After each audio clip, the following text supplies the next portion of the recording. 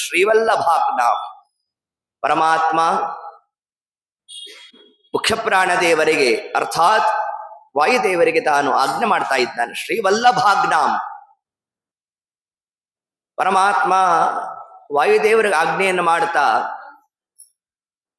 ಏನಾಗಿ ಅವತಾರ ಮಾಡಬಾ ಅಂದ. ಕೇಸರಿಣೋ ಗೃಹೇ ಅಭೂತ್.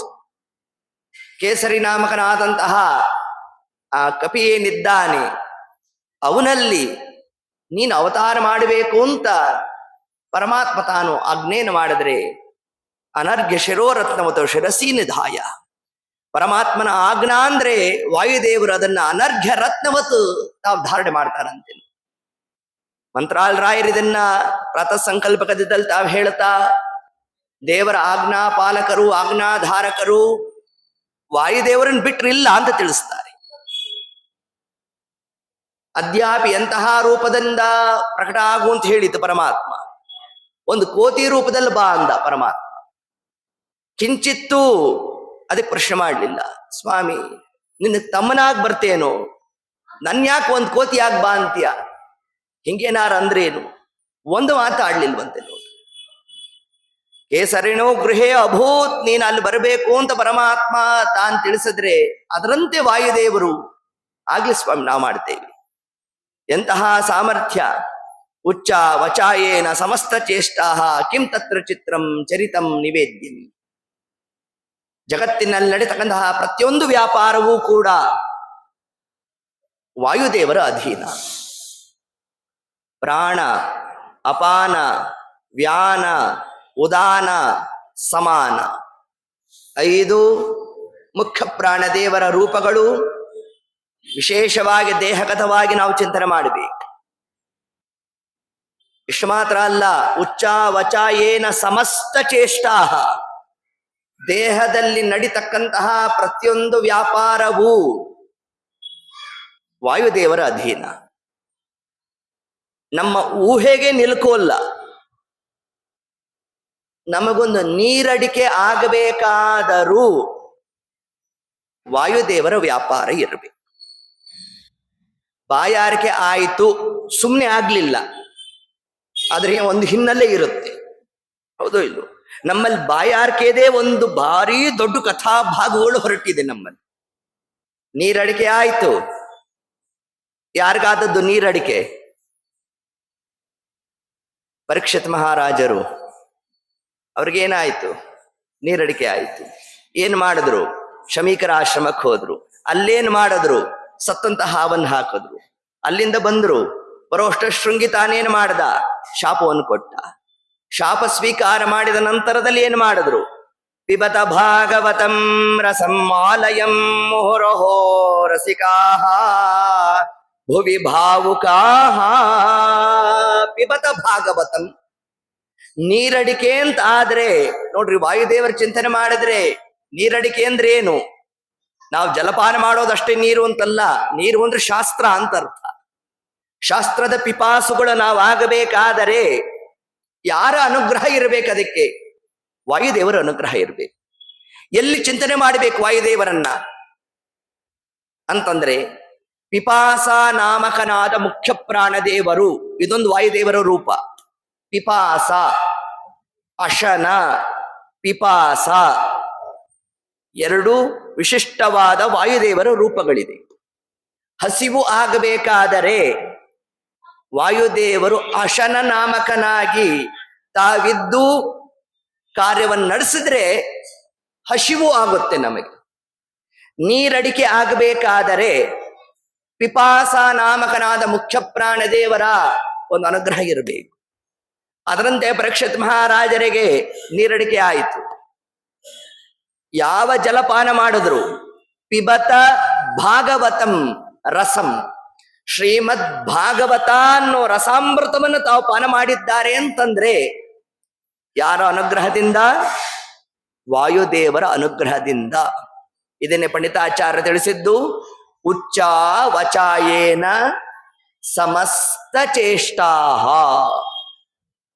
ಒಂದೊಂದು ದೇಹದಲ್ಲಿ ನಡೀತಕ್ಕಂತಹ ವ್ಯಾಪಾರವೂ ಕೂಡ ಮುಖ್ಯ ಪ್ರಾಣದೇವರ ಅಧೀನ ಅಂತ ತಿಳಿಸಿದ್ದಾರೆ.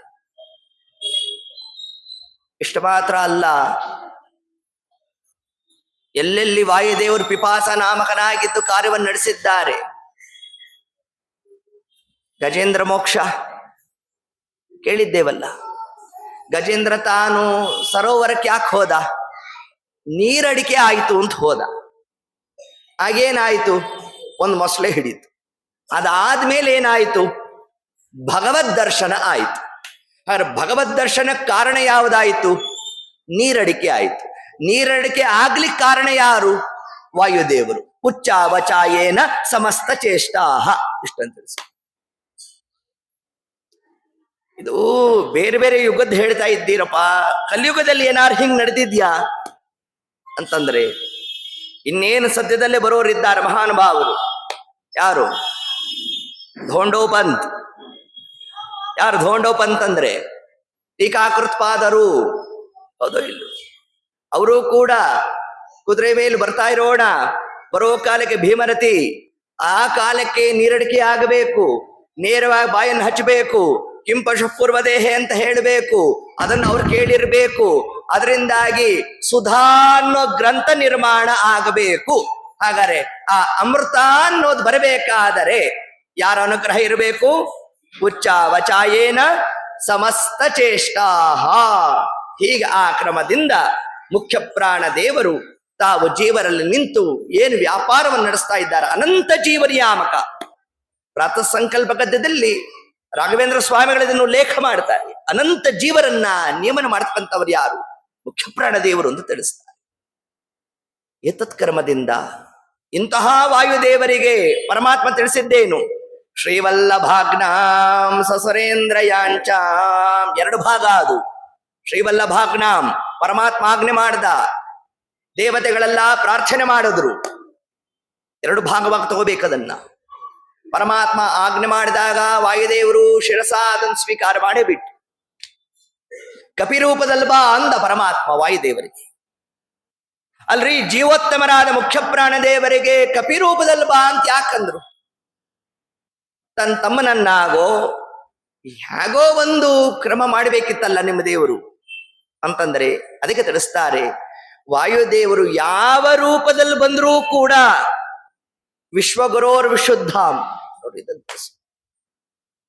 ಕಪಿರೂಪದಲ್ಲೇ ಬಾ ಅಂತ ಹೇಳಲಿಕ್ಕೆ ಏನ್ ಆಂತರ್ಯ? ಇದರಿಂದ ಪರಮಾತ್ಮ ಜಗತ್ತಿಗೆ ವಾಯುದೇವರ ಮಹಿಮೆಯನ್ನ ಯಾವ ಕ್ರಮದಲ್ಲಿ ಪ್ರಕಟ ಮಾಡ್ತಾ ಇದ್ದಾನೆ ಅಂತಂದ್ರೆ, ಇವರು ಜೀವೋತ್ತಮರು, ಪರಶುಕ್ಲರು, ಋಜಗಣಸ್ಥರು, ಇಷ್ಟು ಲಕ್ಷಣಗಳನ್ನ ಪ್ರತಿಪಾದನೆ ಮಾಡೋರು ಸುಗ ತಾವೇನ್ ಮಾಡಿದ್ರು? ಕಪಿರೂಪದಲ್ಲಿ ಬಾ ಅಂತಂದ್ರು. ಅದಕ್ಕೂ ಇದಕ್ಕೆ ಏನ್ ಸಂಬಂಧ ಅಂತಂದ್ರೆ, ಕಪಿ ಅಂದ್ರೇನು? ಕಪಿ ಸಂಚಲನೆ. ಕೋತಿಯನ್ನ ಕಪಿ ಅಂತೇವೆ. ಯಾಕಂತೇವೆ? ಒಂದು ಕ್ಷಣ ಒಂದು ಕಡೆ ಕೂತಿರೋಲ್ವಂತೆ. ಬಹಳ ಚಂಚಲವಾದ ಪ್ರಾಣಿ ಅಂದ್ರೆ ಯಾವುದು? ಕಪಿ. ಮನೇಲಿ ಮಕ್ಕಳು ಏನಾರು ಸ್ವಲ್ಪ ಗಲಾಟೆ ಮಾಡ್ತಿದ್ರೆ, ಚೀರಾಡ್ತಿದ್ರೆ, ಯಾಕೋ ಕಪಿ ಆಡ್ದಂಗ ಆಡ್ತೀಯಾ ಅನ್ಬಿಡ್ತೇವೆ. ಹೌದು. ಅದರಂತೆ ಅಂತಹ ಚಾಂಚಲ್ಯಯುಕ್ತವಾದ ಶರೀರವನ್ನು ಹೊಂದಿದ್ರೂ ಕೂಡ ವಾಯುದೇವರಲ್ಲಿ ಕಿಂಚಿತ್ತೂ ವಿಕಾರ ಇಲ್ಲ. ಅದನ್ನ ಜಗತ್ತಿಗೆ ಪರಮಾತ್ಮ ತಾನು ತಿಳಿಸಲೋ ಸುಗ ಕೇಸರಿಣೋ ಗೃಹೇ ಅಭೂತ್. ಇಲ್ಲಿ ಬಾ ಅಂತ ಪರಮಾತ್ಮ ತಾನು ಆಜ್ಞೆಯನ್ನು ಮಾಡ್ತಾ, ಪ್ರಾಣೇಶ್ವರ ಪ್ರಾಣಿ ಗಣಪ್ರಣೇತ. ಪ್ರಾಣಿಗಳು ಅಂದ್ರೆ ಯಾರು? ಜೀವರು. ಆ ಜೀವಗಣ, ಜೀವ ಸಮೂಹ ಏನಿದೆ ಅದಕ್ಕೆಲ್ಲ ನಾಯಕರಾಗಿ ಅವರವರ ಸಾಧನೆಯನ್ನ ಅವರಿಂದ ಮಾಡಿಸ್ತಾ ಏನ್ ಆ ಕಾರ್ಯವನ್ನು ಪ್ರವೃತ್ತ ಮಾಡ್ತಾರೆ. ಅಂತಹ ಮುಖ್ಯ ಪ್ರಾಣ ದೇವರನ್ನ ಗುರುಸತಾಂ ಕೇಸರಿಣೋ ಗೃಹೇಗು. ಇಂತಹ ಜಗದ್ಗುರುಗಳಾದ ಮುಖ್ಯ ಪ್ರಾಣ ದೇವರನ್ನ ಒಂದು ಕೋತಿ ರೂಪದಲ್ಲಿ ಬಾ ಅಂತ ಪರಮಾತ್ಮ ತಾನು ಹೇಳಿದ್ರೆ ಅದರಂತೆ ಆಗ್ಲಿ ಸ್ವಾಮಿ ಎಂದ್ರು ವಾಯುದೇವರು. ಅಲ್ಲಿಂದ ಪರಮಾತ್ಮ ಹೊರಟ. ಉಳಿದಂತಹ ದೇವತೆಗಳೆಲ್ಲ ಸ್ತೋತ್ರ ಮಾಡಿದ್ರಲ್ಲ. ಸಸುರೇಂದ್ರ ಯಾಂಚಾಂ. ದೇವತೆಗಳು ಯಾಕೆ ಪ್ರಾರ್ಥನೆ ಮಾಡಿದ್ರು? ಸ್ವಾಮಿ ನೀವು ಅವತಾರ ಮಾಡಬೇಕು, ನೀವು ಅನುಗ್ರಹ ಮಾಡಬೇಕು. ಅಲ್ರಿ, ಪರಮಾತ್ಮ ಹೇಳಿದ್ದಾಗಿದೆ. ವಾಯುದೇವರು ತಾವು ಆಜ್ಞಾಪಾಲಕರಾಗಿದ್ದಾರೆ. ಇಷ್ಟೆಲ್ಲ ಆದ್ಮೇಲೂ ಪುನಃ ದೇವತೆಗಳು ವಾಯುದೇವರನ್ನ ಯಾಕೆ ಸ್ತೋತ್ರ ಮಾಡಿದ್ರು ಅಂತಂದ್ರೆ ಇಲ್ಲೊಂದು ಮಹತ್ತರವಾದ ವಿಷಯ ಇದೆ.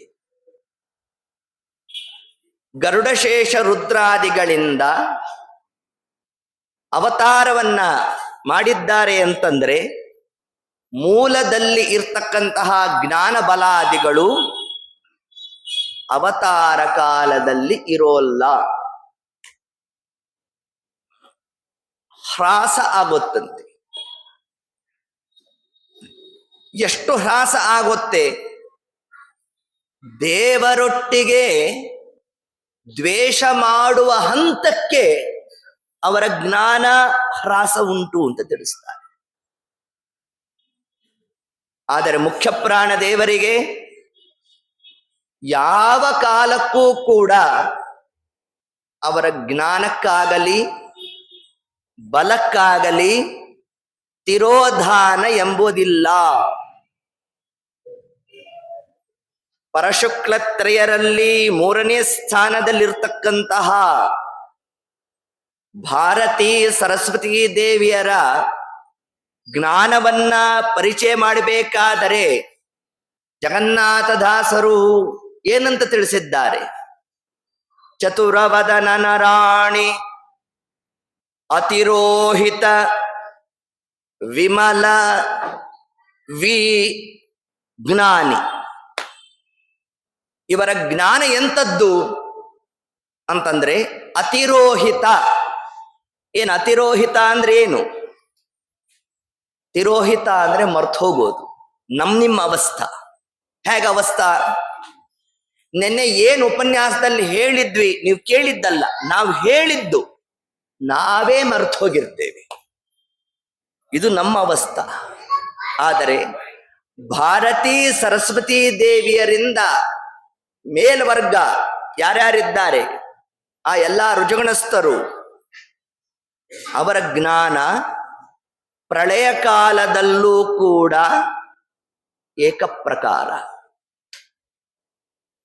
ಅದು ಮೂಲದಲ್ಲಾಗಬಹುದು, ಅವತಾರದಲ್ಲಾಗಬಹುದು, ಯಾವ ಕ್ರಮದಲ್ಲಿ ಬಂದರೂ ಕೂಡ ಬ್ರಹ್ಮವಾಯುಗಳು ಅರ್ಥಾತ್ ಋಜುಗಣಸ್ಥರು ಅವರನ್ನೇ ಪರಶುಕ್ಲರು ಅಂತ ಏನು ಕರೆದಿದ್ದಾರೆ, ಅವರ ಜ್ಞಾನಕ್ಕೆ ಎಂದಿಗೂ ಕೂಡ ದೇವರ ಉದರವನ್ನ ಪ್ರವೇಶ ಮಾಡಿದಾಗ್ಯೂ ಸಂಶಾಂತ ಸಂವಿಧಕಿಲಂ ಜಠರೇ ನಿಧಾಯ, ದೇವರ ಉದರವನ್ನ ಪ್ರವೇಶ ಏನ್ ಮಾಡ್ತಾರೆ ಸಮಸ್ತವಾದ ಬ್ರಹ್ಮಾದಿ ದೇವತೆಗಳು, ಆ ಕಾಲಕ್ಕೂ ಕೂಡ ಬ್ರಹ್ಮ ವಾಯು ಅದರಂತೆ ಮುಕ್ತ ಬ್ರಹ್ಮಾದಿಗಳು ಇನ್ನು ಉಳಿದಿರತಕ್ಕಂತಹ ಆ ಎಲ್ಲ ಋಜುಗಣಸ್ಥರು ಅವರ ಜ್ಞಾನ ಏಕಪ್ರಕಾರ ಅಂತ ತಿಳಿಸ್ತಾರೆ.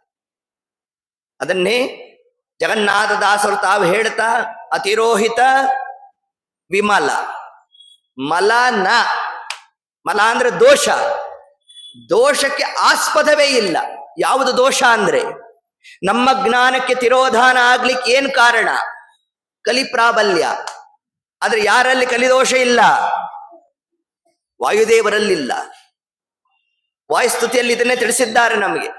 ಅಸ್ಯಾಂ ವಿಷ್ಕರ್ತು ಕಾಮಂ ಕಲಿಮಲ ಕಲುಷೇ ಸ್ಪಿಂಜನೆ ಜ್ಞಾನ ಮಾರ್ಗಂ ವಂದ್ಯಂ ಚಂದ್ರೇಂದ್ರ ರುದ್ರ ದ್ಯುಮಣಿ ಫಣಿ ವಯೋನಾಯಕ ಧೈರ್ಯಾದ್ಯ. ಪಂಡಿತಾಚಾರ್ಯ ಸ್ತೋತ್ರ ಮಾಡ್ತಾ ಸಮಸ್ತವಾದಂತಹ ಎಲ್ಲ ಗರುಡಶೇಷ ರುದ್ರಾದಿಗಳು ಕೂಡ ಮುಖ್ಯ ಪ್ರಾಣ ದೇವರ ಪಾದದ ಧೂಳಿನ ಕಣವನ್ನು ತಾವು ಶಿರಸಾಧಾರಣೆ ಮಾಡ್ತಾ ಏನ್ ಸ್ತೋತ್ರ ಮಾಡ್ತಾರಂತೆ? ಕಲಿಮಲ ಕಲುಷೇ ಸ್ಮಿಂಜನೆ ಜ್ಞಾನ ಮಾರ್ಗಂ. ಸ್ವಾಮಿ, ನಮ್ಮಲ್ಲಿ ಕಿಂಚಿತ್ ಕಲಿ ಪ್ರಾಬಲ್ಯ ಆಗೋಗ್ತದೋ ಅದರಿಂದ ಪಾರ ಮಾಡಬೇಕಾದರೆ ನೀವೇ ಬರಬೇಕು ಅಂತಂದ್ರೆ. ಯಾಕೆ ವಾಯುದೇವರು ಬರಬೇಕು ಅಂತಂದ್ರೆ ವಾಯುದೇವರಲ್ಲಿ ಸರ್ವಥಾ ಕಲಿದೋಷ ಇಲ್ಲ. ಮನೋವಿಶುದ್ಧೈ ಚರಿತಾನುವಾದ. ಮನಸ್ಸಿನ ಶುದ್ಧಿಗಾಗಿ ನಾವು ವಾಯುದೇವರ ಚರಿತಾಮೃತವನ್ನು ಹೇಳ್ತೇವೆ ಎಂದು ಪಂಡಿತಾಚಾರ್ಯ ತಾವೇನು ಮೊದಲಿಗೆ ಪ್ರತಿಜ್ಞೆಯನ್ನು ಮಾಡಿದ್ದಾರೆ. ಆ ಪ್ರತಿಜ್ಞೆಗೆ ದೃಷ್ಟಾಂತ ರೂಪವಾಗಿ ಸಸುರೇಂದ್ರ ಯಾಂಚಾಂ, ಉಳಿದಂತಹ ದೇವತೆಗಳೆಲ್ಲ ಮುಖ್ಯ ಪ್ರಾಣ ದೇವರನ್ನ ಸ್ವಾಮಿ ನೀವು ಅವತಾರ ಮಾಡಬೇಕು, ನೀವು ಬರಬೇಕು, ನೀವು ಉದ್ಧಾರ ಮಾಡಬೇಕು. ವಾಯುದೇವ್ರು ಯಾಕೆ ಬರಬೇಕು? ಆ ತಿಳಿಸಿದ್ರು ದೇವತೆಗಳೆಲ್ಲ. ಸ್ವಾಮಿ, ಒಂದಾವರ್ತಿ ಭೂಸ್ಪರ್ಶ ಆಯ್ತು ಅಂತಂದ್ರೆ, ಮಾನುಷಾನ್ನ ಸ್ವೀಕಾರ ಮಾಡಿದ್ದೇವೆ ಅಂತಂದ್ರೆ ದೋಷ ಬಂದೋಗ್ತದೋ ನಮ್ಮ ಶರೀರದಲ್ಲಿ. ಪರಮಾತ್ಮನಲ್ಲಿರ್ತಕ್ಕಂತಹ ಏನು ಆ ಒಂದು ಜ್ಞಾನ ಮೂಲದಲ್ಲಿದೆ ಎಲ್ಲ ಹ್ರಾಸ ಆಗೋಗುತ್ತೆ. ಎಷ್ಟು ಹ್ರಾಸ ಆಯಿತು ಯಾರಿಗೆ? 12ನೇ ಕಕ್ಷದಲ್ಲಿರ್ತಕ್ಕಂತಹ ಸೂರ್ಯಾಂಶ ಸಂಭೂತನಾಗಿರ್ತಕ್ಕಂತಹ ಸುಗ್ರೀವ. ಆ ಸುಗ್ರೀವ ರಾಮದೇವರು ಲಕ್ಷ್ಮಣದೇವರು ತಾವು ಬರ್ತಾ ಇದ್ರೆ ಯಾರೋ ಮನುಷ್ಯ ಚಕ್ರವರ್ತಿಗಳು ಅಂತ ಹೆದರ್ಕೊಂಡು ಹೋಗಿದ್ದಾನೆ ಹೊರತಾಗಿ ಬರ್ತಿರೋದು ಸಾಕ್ಷಾತ್ ಪರಮಾತ್ಮ ಅನ್ನೋ ಜ್ಞಾನವೇ ಬರಲಿಲ್ವಂತೆ. ಆದ್ರೆ ಆ ಕಾಲಕ್ಕೂ ಕೂಡ ಕಿಂಚಿತ್ ಅಪಶಬ್ದ ಇವಗಿಲ್ಲೆಂದು ರಾಮನು ಅನುಕರಿಸಿದ. ಮಧ್ವನಾಮದಲ್ಲಿ ಶ್ರೀಪಾದರಾಜರು ಈ ವಿಷಯವನ್ನು ಎತ್ತಿ ಹಿಡಿತಾರಂತ. ಏನು ಪರಮಾತ್ಮನ ಬಳಿಗೆ ತಾವು ಹೋಗಿ ಓತಃಪ್ರೋತವಾಗಿ ಸ್ತೋತ್ರಾದಿಗಳನ್ನು ನಡೆಸಿದ್ದಾರೆ. ನಾ ಋಗ್ವೇದ ವಿನೀತಸ್ಯ, ಸಾಕ್ಷಾತ್ ರಾಮದೇವರಂದ್ರಂತೆ ಲಕ್ಷ್ಮಣ ಏನು ಸ್ತೋತ್ರ ಮಾಡ್ತಾ ಇದ್ದಾನೋ ಹಿಂಗ ಸ್ತೋತ್ರ ಮಾಡಬೇಕಾದರೆ ನಾ ಋಗ್ವೇದ ವಿನೀತಸ್ಯ, ಋಗ್ವೇದ ತಿಳಿದಿಲ್ಲ ಅಂದ್ರೆ ಹಿಂಗ್ ಸ್ತೋತ್ರ ಮಾಡ್ಲಿಕ್ಕೆ ಆಗೋಲ್ಪ. ನಾ ಯಜುರ್ವೇದ ಧಾರಿಣ, ಯಜುರ್ವೇದ ಗೊತ್ತಿಲ್ಲ ಅಂದ್ರೆ ಹಿಂಗ್ ನಮಸ್ಕಾರ ಮಾಡ್ಲಿಕ್ಕೆ ಆಗಲ್ವು, ಹಿಂಗ್ ಸ್ತೋತ್ರ ಮಾಡ್ಲಿಕ್ಕೆ ಆಗಲ್ವು. ನಾ ಸಾಮವೇದ ವಿದುಷಃ, ಸಾಮವೇದ ಗೊತ್ತಿಲ್ಲ ಅಂತಂದ್ರೆ ಹಿಂಗ್ ಸ್ತೋತ್ರ ಮಾಡ್ಲಿಕ್ಕೆ ಆಗೋಲ್ಲಪ್ಪ. ಹೀಗೆ ಬಂದದ್ಯಾವುದು? ಕಪಿರೂಪ. ಆ ಕಪಿರೂಪದಲ್ಲಿ ಬಂದರೂ ಕೂಡ ಬರ್ತಿರೋರು ಯಾರು? ಆ ಜ್ಞಾನ ಏಕಪ್ರಕಾರವಾಗಿತ್ತಂತೆ. ಅದ್ಯಾಪಿ ರಾಮದೇವರು ತಾವು ಕಿಷ್ಕಿಂಧ ಪಟ್ಟಣಕ್ಕೆ ಪ್ರವೇಶ ಮಾಡುವ ಕಾಲಕ್ಕೆ ಏನು ಪ್ರಸಂಗ ಬಂದು ಹೋಗಿತ್ತು. ಸೀತಾದೇವಿಯರ ಅಪಹರಣ ಆಗಿದೆ ಅಂತ ರಾಮಚಂದ್ರ ಅಳ್ತಾ ಬರ್ತಾ ಇದ್ದಂತೆ. ಹಂಗ್ ಬರ್ತಾ ಇದ್ರೂ ಕೂಡ ಹನುಮಂತ ದೇವರು ಯಾರ್ಯಾರಿಗೆ ನಮಸ್ಕಾರ ಮಾಡಿದ್ರು ಈ ವಿಷಯ ತಗೊಂಡ್ರು ಮಧ್ವವಿಜಯದಲ್ಲಿ. ರಮಾಪತಿಂ ರಾಮತನುಂ ದದರ್ಶ, ಕೇವಲ ರಾಮದೇವರಿಗೆ ಮಾತ್ರ ನಮಸ್ಕಾರ ಮಾಡಿದ್ದಲ್ಲ, ಸೀತಾ ಸಹಿತರಾದ ರಾಮದೇವರಿಗೆ ನಮಸ್ಕಾರ ಮಾಡು. ಅಲ್ರಿ ಸೀತಾದೇವಿಯರ ಅಪಹರಣ ಆಗಿದೆ ಅಂತೀರಾ, ಸೀತಾ ಸಹಿತರಾದ ರಾಮದೇವರ ನಮಸ್ಕಾರ ಹೆಂಗ್ ಕೊಡ್ತದಿದು ಅಂತಂದ್ರೆ ಅದಕ್ಕೆ ತಿಳಿಸಿದ್ರು. ಅಲ್ಲಿ ಸೀತಾದೇವಿಯರ ಅಪಹರಣ ಅಂತಂದ್ರೆ ನೇರವಾಗಿ ಸೀತಾದೇವಿಯರನ್ನು ಮುಟ್ತಕ್ಕಂತಹ ಯೋಗ್ಯತಾ ರಾವಣಾದಿಗಳಿಗಿಲ್ಲ. ಸೀತಾದೇವಿಯರ ಆಕೃತಿ ಸ್ಪರ್ಶವೂ ಆಗ್ಲಿಲ್ಲ ಅವನಿಗೆ. ಭೂಮಿಯನ್ನೇ ಕೊರೆದು ಬಿಟ್ಟ, ಆ ಭಾಗ ಮಾತ್ರ ತಗೊಂಡು ಹೋದ. ಇಷ್ಟು ಕ್ರಮ ಯಾವುದಕ್ಕೆ?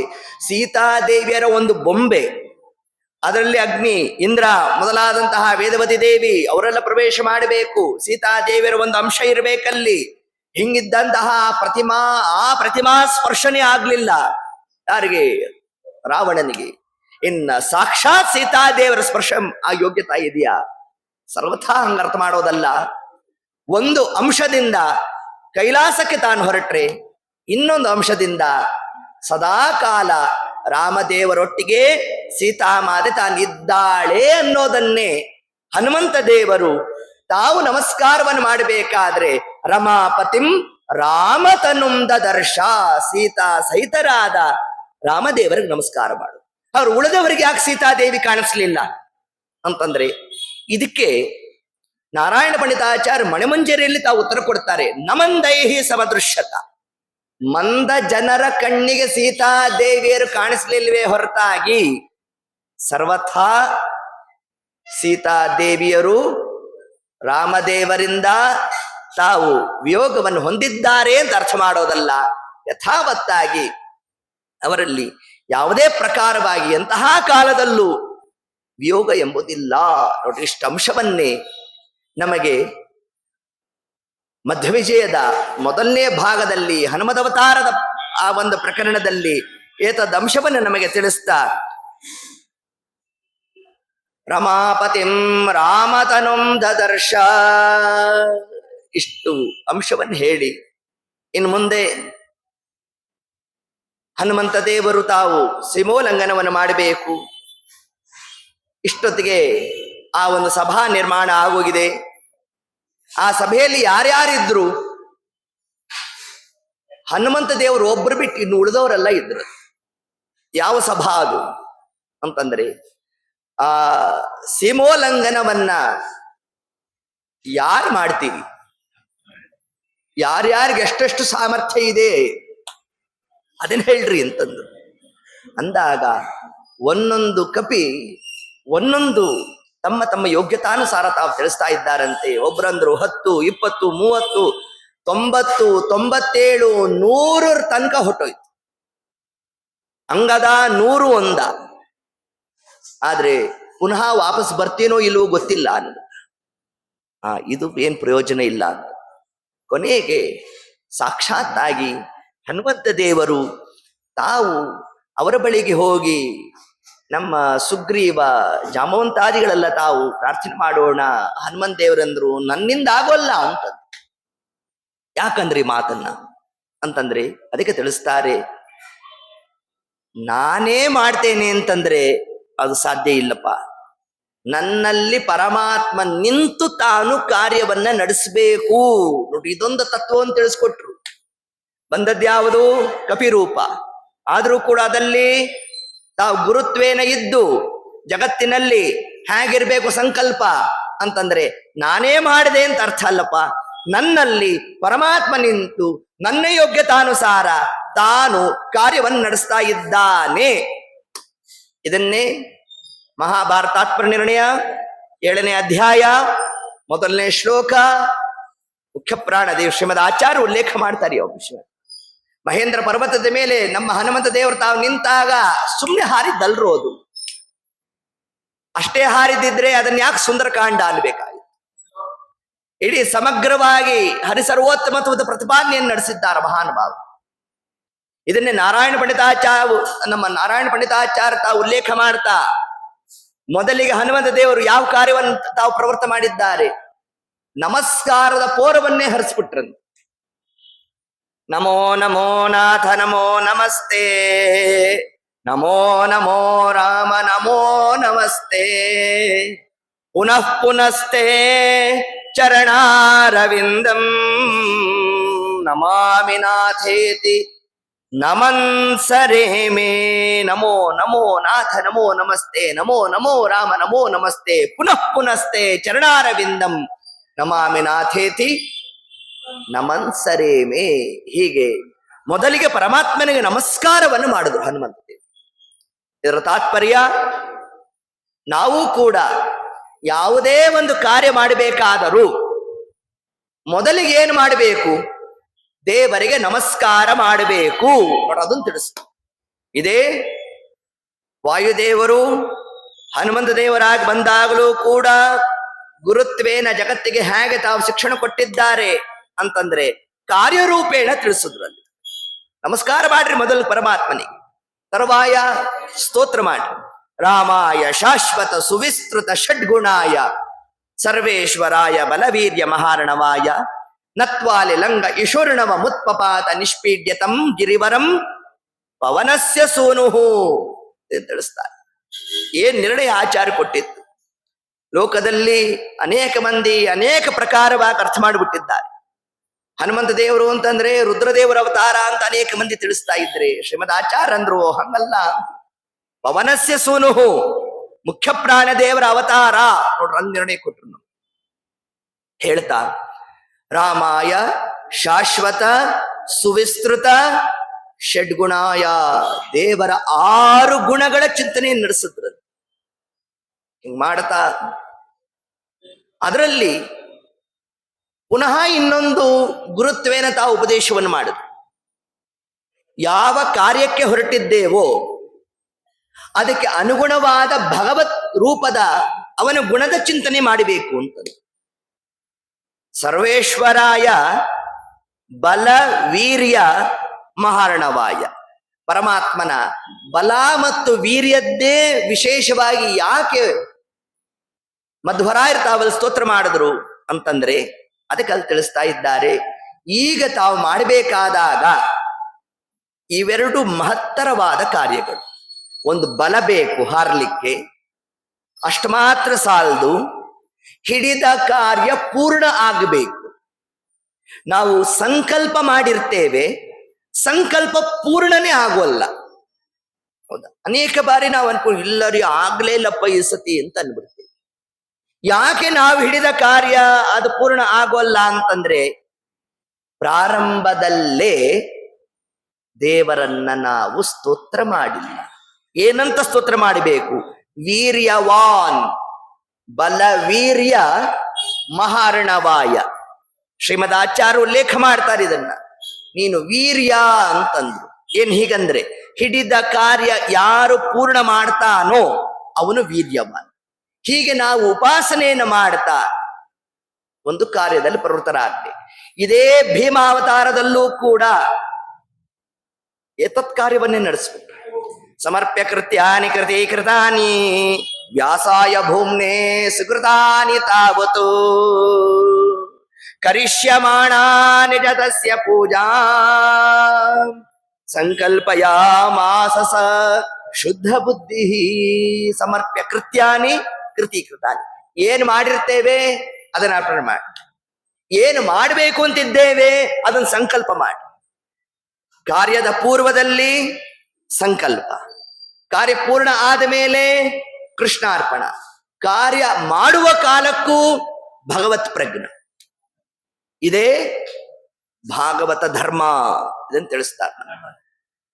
ಏ ಗುಣ ನಾಮ ಜಗತ್ ಪ್ರಸಿದ್ಧ ಎಂತೇಷು ತೇಷಸ್ಮ ನಿದರ್ಶಯಂತಿ ಸಾಕ್ಷಾನ್ ಮಹಾಭಾಗವತ ಪ್ರಬರ್ಹಂ ಶ್ರೀಮಂತಮೇನಂ ಹನುಮಂತಂ ಆಹುಹು. ಪಂಡಿತಾಚಾರ್ಯ ತಿಳಿಸ್ತಾರೆ ಏತದ್ ವಿಷಯವನ್ನ. ಹನುಮಂತ ದೇವರು ತಾವೇನೋ ಸೀಮೋಲ್ಲಂಘನ ಮಾಡಬೇಕು ಅಂತ ಮಹೇಂದ್ರ ಪರ್ವತದ ಮೇಲೆ ತಾವು ನಿಂತಾಗ ಪರಮಾತ್ಮನ ನಾನಾ ಪ್ರಕಾರವಾಗಿ ತಾವು ಸ್ತೋತ್ರಾದಿಗಳನ್ನು ಮಾಡ್ತಾ ಇದ್ರೆ ಅಂತರಿಕ್ಷದಲ್ಲಿ ಸಮಸ್ತವಾದ ದೇವತಾ ವರ್ಗ ತಾವು ನಿಂತಿದ್ದಾರಂತೆ. ನೋಡ್ತಾ ಏ ಗುಣನಾಮ ಜಗತ್ ಪ್ರಸಿದ್ಧ. ಜಗತ್ತಿನಲ್ಲಿ ಯಾವ ಯಾವ ಗುಣಗಳು ಪ್ರಸಿದ್ಧಿ ಅಂತಿದೆಯೋ ಆ ಎಲ್ಲಾ ಗುಣಗಳಿಗೂ ನಿದರ್ಶನ ಪ್ರಾಯ ಅಂತಂದ್ರೆ ಅದು ಮುಖ್ಯ ಪ್ರಾಣ ದೇವರು ಅಂತ ತಿಳಿಸ್ತಾರೆ. ಯಾವ್ದ್ಯಾವ ಜಗತ್ ಪ್ರಸಿದ್ಧವಾದ ಗುಣಗಳು ಅದನ್ನು ಶಾಸ್ತ್ರ ತಿಳಿಸಿದೆ ನಮಗೆ.